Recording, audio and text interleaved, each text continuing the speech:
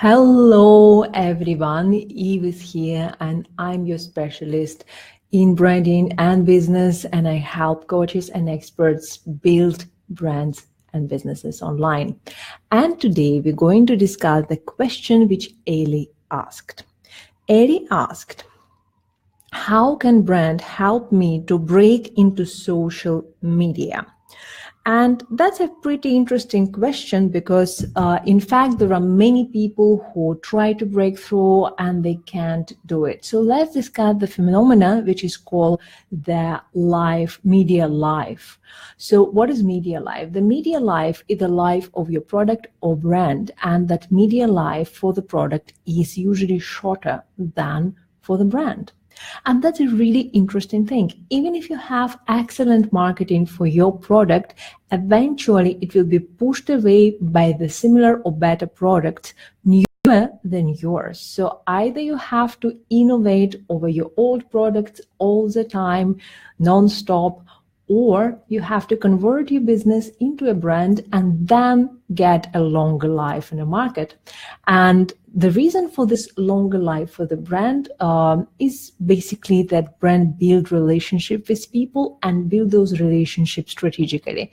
In one of the festival seminars, as I remember, on advertising, one of the top brand experts from Saatchi was mentioned that you have to grow your customers, and basically big brands strategically grow the audience for their products. It sounds pretty crazy, but what they say is that when they sell for parents, they do target their children, because when parents buy the product and they build the trust over the years, children will trust to that product as well. I don't know if it is logical or not, it's not my idea, but basically this is something which really works. You have to build relationships strategically, not only with one person, but eventually with group of people and those people who will recommend you.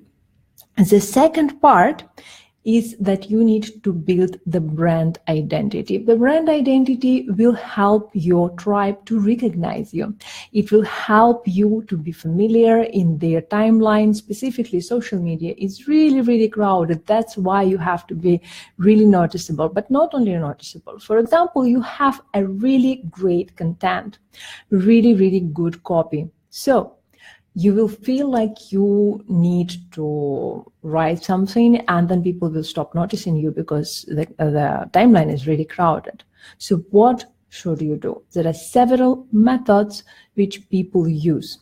So first of all, you have to use particular colors all the time, and particular shapes and particular fonts and particular elements of your brand. So your visual communication will become really recognizable. It will indicate to your people that, hey, here is a wonderful content and I deliver again, and please read it. So you just help to your people to find your content with your visual communication. That's why consistency in your brand communication is so important. Then the second one is disruptive marketing. And disruptive marketing, I would say, is really overused and often used wrongly. So how to use it in a correct way? So you can definitely disrupt the timeline with variety of images, because I saw images which are really weird. And I would say that those people did grab my attention, but I never will work with them because those images were really, really crazy. So they didn't attract me at all. They didn't make me laugh. They didn't make me cry. They didn't turn my emotions up. They just position themselves as crazy people. And yes, I notice them and I remember that they are crazy people. Don't work with them, my mindset. So when you use the method of disruptive marketing, you definitely have to be noticeable, but you have to be noticeable strategically. You have to be noticed as an expert. You have to be noticed as an interesting person. You have to be noticed as a person with whom you want to continue our conversation, communication, and build relationship. Because if you scare me, I probably will never build relationship with you. So instead of using scary images or like crazily funny images, I would recommend you to use the images which focus on emotions. So make people laugh, make people cry, make people feel compassion to you, but make them feel something about you. If you use the feeling in your text and your content, people will not only remember you, but they will start feeling for you. They will start building relationship with you, and that's what you're aiming with the disruptive marketing. So it's not just to grab the attention, it's also about build the relationship with after that attention is grabbed. So another thing which I would recommend, you need to follow the trends. And when I'm talking about trends, I'm not talking about the small scale when all the people suddenly close the groups and okay, the group because everybody do that. You're not supposed to do that. When we talk about the trends, I'm talking about the top level businesses in the market, because they do make research, they do really understand what's going on, and they spend a lot of money on such researches. And if you will be able to read between the lines, you will get a lot of benefit from that what they do, and that's a very interesting method. So one of this, I usually follow Disney. So Disney is a huge company and they completely depend on trends and what public like to buy. That's why they're such a brilliant source of inspiration for your marketing.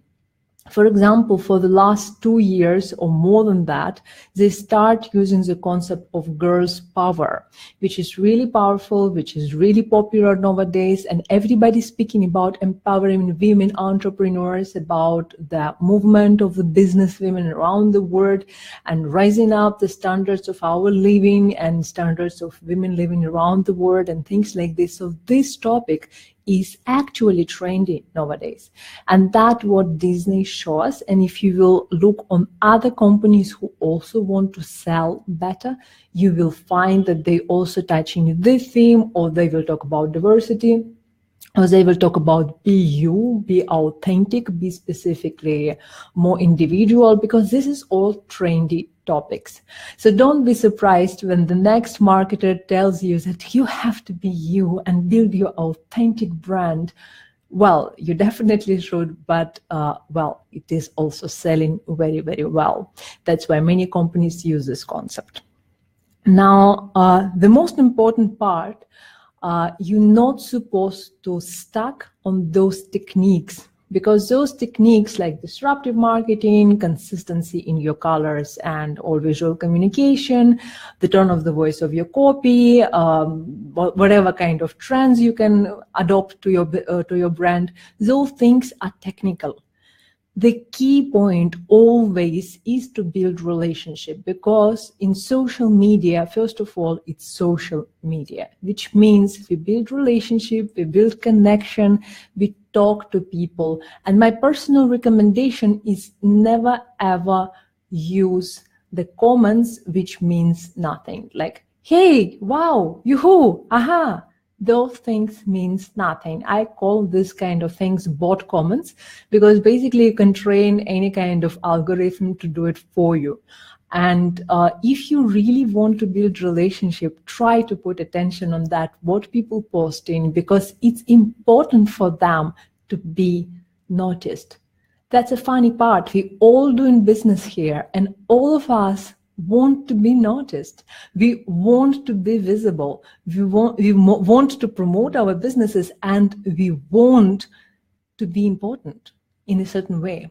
So when you acknowledge that those people are important, that their content is important, and that you saw this content and you're able to comment something on it. Obviously, I do not say that you have to watch everything which is posted, but try to put attention on people who really show have some interest, or maybe your potential client, or maybe you will become their potential client. So just build people who are relevant to your brand. You can start building your community just by talking with people via messenger, via comments, and this relationship will give you eventually a lot more connection and a lot more business than any marketing techniques or any branding techniques. So that's it for today. I hope this was helpful. And if you have any questions, please comment in the comment section and I'll be happy to answer those. Thank you very much for participation. See you next time. Bye-bye.